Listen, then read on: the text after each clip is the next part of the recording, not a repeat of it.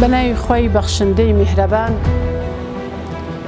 داوا لە هاوڵاتیانی هەرێمی کوردستانەکەین چۆن کۆمەڵی دادگەری کوردستان بەردەوام لە سەنگەری داکۆکیکردن لە مافەڕەواکانی گەلی کورد و پاشان ڕوبەڕووبوونەوەی گەندەڵی و ستەم بووە، دژی هەر جۆرە قۆڕخکاریەک بووە و داکۆکیکارێکی سەرسەخت بووە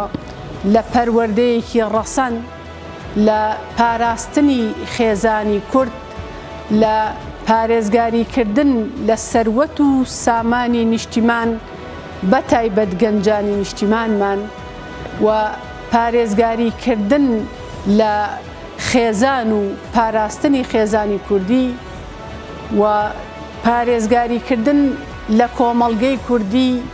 و ئاڕاستەکردنی کۆمەڵگە لەسەر بنەمای شەریعەتی خوای پەروەردگار، قورئان و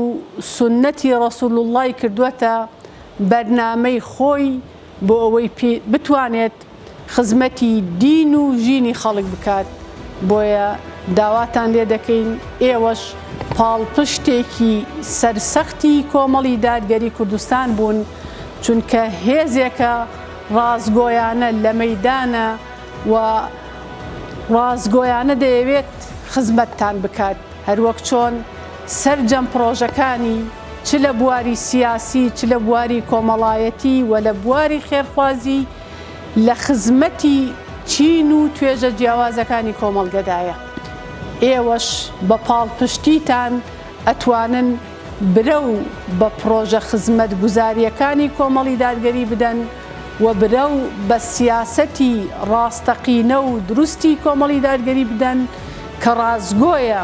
لەگەڵ میلەتەکەی خۆی، لەگەڵ گەلەکەی خۆی لە هیچ قۆناغێکە بەجێی نەهێشتوون.